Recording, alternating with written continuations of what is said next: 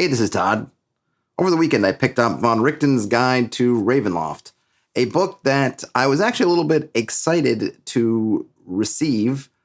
Picked this up at my local game store. I think Amazon has it much cheaper than I got it locally, but I wanted to support my local gaming shop. I had seen Wizards preview on it a while back, maybe a month or so ago, and I think I did a YouTube short, a little short video, just talking just slightly about what kind of got me interested in that. And I have to say, having done an initial read-through, I'm not disappointed at all about it, and it might be one of, if not my favorite, 5e supplements. So let me tell you why. I haven't been excited about 5e for a little while, not because it's done anything wrong. It's just that I have found more and more just really going back and enjoying playing in the OSR and not having been a part of a 5e game for a little while now. I've just found my interest waning. And a lot of the supplements, and I usually buy them, I like to stay on top of what's going on. I always love reading rule sets and supplements and things like that.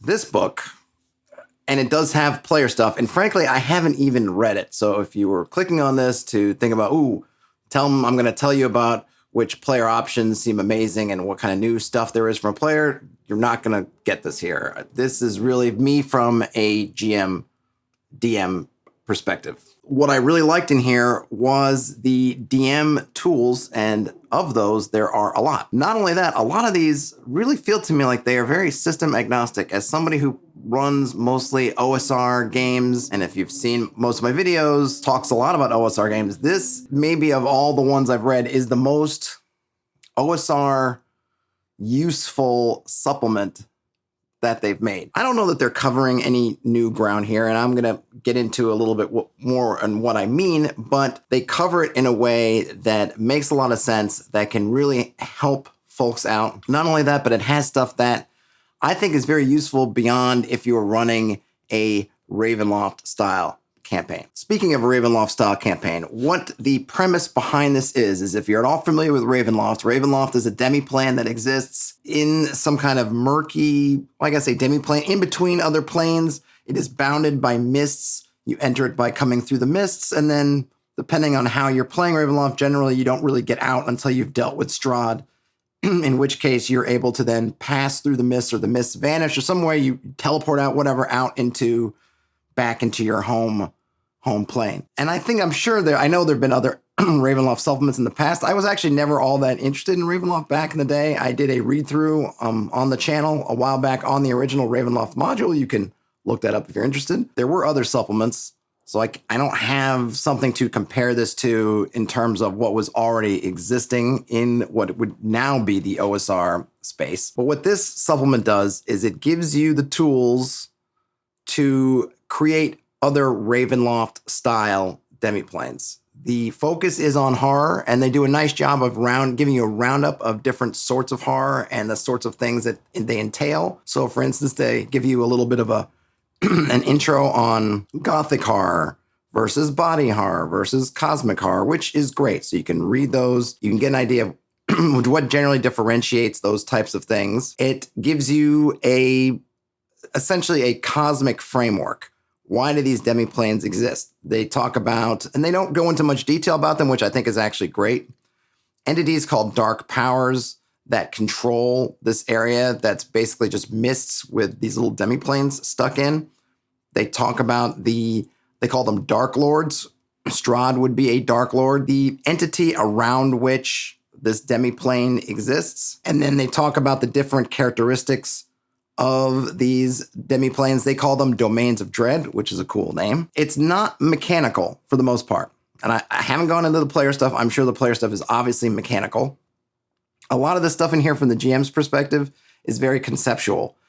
There's tables in there. There's ways to generate a lot of stuff, but even those are conceptual things. They're there to trigger your ideas, get your mind thinking, give you inspiration for building this out. It's not a lot about here mechanically is how you build something. It's really more about here we're going to give you a game plan of something that you can follow, but you're going to have to put in the measurements yourself. You're going to have to dial those in. And that's why I think it works really well for the OSR, because It is on a conceptual level. It's not trying to give you, here's a 5e mechanical way to build out the stat block for a Dark Lord. This is more about thinking about what a Dark Lord's personality would be like, thinking about what is the thing that drives them? What is their torment? What are these characteristics that drive them? What are the characteristics of these domains of dread that they inhabit? All these sorts of things are not system specific. And I could easily see myself, and I'm already been thinking about it because I actually had some stuff on similar lines that I've been working on. And in many ways, it's helped kind of clarify ideas that I had in my OSR content, because you can just pull these straight out. So I think if you're an OSR GM and you were interested in this, and again, I don't know if there were similar Ravenloft style books in the past, maybe there were, but if there aren't, I would definitely say take a look, though maybe the price tag I think it's $40+ locally. I know Amazon, I think, was half that. So obviously, you're going to have to make your miles may vary type decision. However, having said that, I think it makes a good resource. Now, there's actually something I think that they missed in this, and that is that they are really concentrating on the horror element, number one, which is great. And also this framework, like I said, of demiplanes within this sort of mist landscape that connects them loosely to the prime material plane or to other planes. And everything is built on that framework. I think that this really could be a sneaky great tool for developing your big bad evil thing. Because really, what's what those Dark Lords are? They are the BBEGs, or to stay gender neutral, BBETs, whatever, BBECs, big bad evil creatures that your party is going to be facing once they're inside these demiplanes. And I think that you could really take the demiplane stuff out of it. When you look at, say, Lord of the Rings, Sauron, Galadriel, Elrond, they are all, in a way, they're not all Dark Lords, but they all, in a way, follow the same type of pattern, same formula. Each one of them has a domain or dominion, and those domains or dominions are shaped by them. And that was to me, one of the interesting things about Lord of the Rings and the Rings of Power was how they helped establish these domains. Both Rivendell and Lothlorien were able to preserve a timelessness, preserving sort of the powers of the Eldar and the glories of the First Age, or some shadow of that in these areas. And of course, Mordor being this horrible place, those are essentially domains of dread. They're just not bounded by mist. They're just inside the real world. When you go down into these places, you see this whole change of environment that is manifested by these lords. That's what is in here. Only in Middle-earth, you're not passing through mist to get there. They're not just loosely connected. They're there. I think, to me, the real power of this book is, sure, you can do this to run Ravenloft type settings and have them loosely connected to your main area. That's great. But I think there's a lot of great stuff to use in here just for areas in your world, just for your everyday world building, when you want to look at, well, how might a powerful red dragon individually change its environment? And I've mentioned this in other videos, right? In my video motifs and some of the other ones. How do these powerful creatures manifest in their environment? Here's a way of really tying that into something deeper than just, well, they're going to scorch the ground because they're fire breathing. What if these powerful creatures, and perhaps you could tie this into entities that are gods or godlike beings or other beings from outside the main plane that are powerful, or just magic in general, almost like gravity. You know how gravity and space-time, right? A black hole distorts the reality around it. Well, what if that's the same thing? What if you get to a certain point of power, you have that same distortion effect? In Lord of the Rings, it was aided by the rings. The rings allowed the wearers to distort reality in some kind of local way around them. They could be similar artifacts. It could just simply be the fact that you are so powerful that not only are you doing things physically to alter the landscape, but your very presence, when you're there for long enough, starts to bend the reality of a place. And you create these dominions that you don't need to pass through mists or go into demiplanes. They're just there. And I think that's an awesome idea. It's definitely something that I'm going to build off of and look at. And it's right here, even though they never address that as a use case. To me, it's a very powerful tool. And again, all the tables and everything that, at least that I saw in my first read through, were really conceptual. It's not about building a particular stat block. So you can really pull them out and use them with whatever system you want, right? What are the motivations? What are their strengths? What are their weaknesses? How do these things interrelate to each other? There's some interesting ideas about how you move through the mists, which you could adapt to anything. Because they talk about how, I forget what they call them, sort of a totemic items that could help guide you into these realms.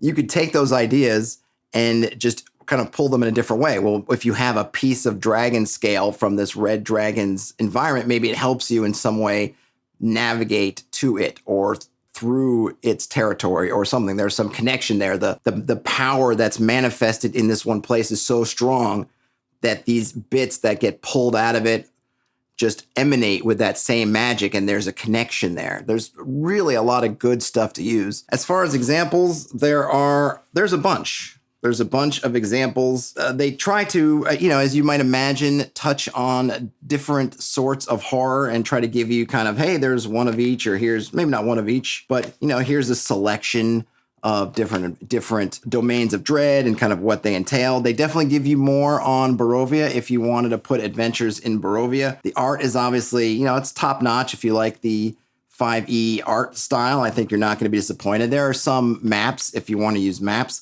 For me, those are maybe the least important parts, because when I read these now, knowing that I'm probably not going to run much 5e, maybe for a long time, I don't know. Who knows what the future may hold? I'll find myself running a 5e game tomorrow. For me, it's all about what can I pull out of these books and use elsewhere. And this book has a lot for me in that case. Looking at the table of contents, I think it's almost all GM style advice. I believe that there's an intro chapter or a little intro, then there's kind of character creation, and then you get right into creating domains of dread. The third chapter's on domains of Ravenloft. Then you get horror adventures. They do have monsters, which I didn't even really look at yet. They do have monsters, and then they call it a spirit board, which I don't think I even looked at. I might have closed the book too fast. Let's take a look at the spirit board. What is it? I know, riveting video as I look through a book that you can't see. Oh, here we go. So what is that? It basically looks like it's a kind of a Ouija board of some sort. Anyhow, I was really excited to read this. I had to, walk through sweltering heat yesterday to get to my local game shop. They had a couple of copies left. I picked it up. I really didn't know what to think. Like I said, their preview video did a nice job of at least piquing my interest. But I have to say, I'm super excited to adapt a lot of this.